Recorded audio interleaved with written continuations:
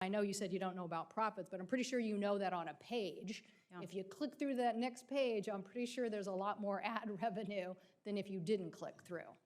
So you're saying that documents exist, that at the highest level at Facebook, you had information discussing these two choices, and that people chose, even though they knew that it was misinformation and hurtful and maybe even causing people lives, they continued to choose profit. We have submitted documents to Congress outlining Mark Zuckerberg was directly presented with a list of, quote, soft interventions. So a hard intervention is like taking a piece of content off Facebook, taking a user off Facebook. Soft interventions are about making slightly different choices to make the platform less viral, less twitchy. Mark was presented with these options and chose to not remove downstream MSI in April of 2020, even though even just isolated in at-risk countries, that's countries at risk of violence, if it had any impact on the overall MSI metric. So he chose— Which in translation means less money. Yeah, he said— Right? Was there another reason given why they would do it other than they thought it would really affect their numbers? I don't know for certain. Like Jeff Horowitz, the reporter for the Wall Street Journal, and I struggled with this because we sat there and read these minutes and we were like, how is this possible?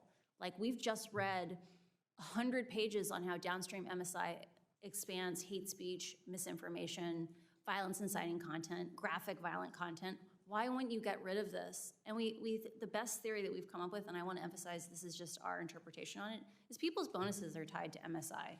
Right? Like people stay or leave the company based on what they get paid. And like, if you hurt MSI, a bunch of people weren't going to get their bonuses. So you're saying that this practice even still continues today?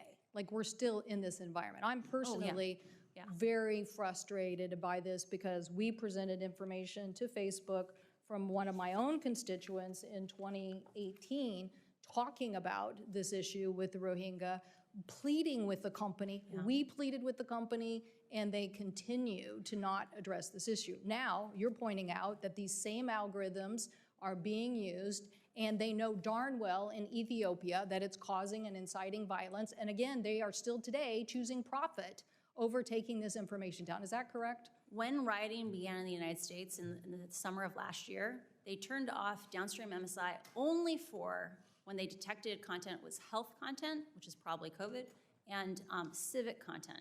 But Facebook's own algorithms are bad at finding this content. It's still in the raw form for 80, 90% of even that sensitive content. In countries where they don't have integrity systems in the local language, and in the case of Ethiopia, there are 100 million people in Ethiopia in 6 languages. Facebook only supports 2 of those languages for integrity systems. This strategy of focusing on language-specific, content-specific systems, AI to save us, is doomed to fail. I need to get to one of them. First of all, I'm sending a letter to Facebook today. They better not delete any information as it relates to the Rohingya or investigations about how they proceeded on this, particularly in light of your information or the documents. But aren't we also now talking about advertising fraud? Aren't you selling something to advertisers that's not really what they're getting? We know about this because of the newspaper issues. We're trying to say that journalism that basically has to meet a different standard, a public interest standard, that basically is out there basically proving every day, or they can be sued. These guys are a social media platform that doesn't have to live with that. And then the consequences, they're telling their advertisers that this was we see it. We see it. People are coming back to the local journalism because they're like, we want to be with a trusted brand. We don't want to be in, your website. So I think your finding for the SEC is an interesting one, but I think that we also have to look at what are the other issues here. And one of them is, did they defraud advertisers in telling them this was the advertising content that you were going to be advertising in, when in reality it was something different. It was based on a different model. We have multiple examples of question and answers for the advertising staff, the sales staff, where advertisers say after the riots last summer, were asked, should we come back to Facebook? Or after the insurrection, like, should we come back to Facebook? And Facebook said in their talking points that they gave to advertisers, we're doing everything in our power to make this safer, or we take down all the hate speech when we find it. But Facebook's own— And that was not true. That was not true. They get 3 to 5% of hate speech. Thank you. Thank you.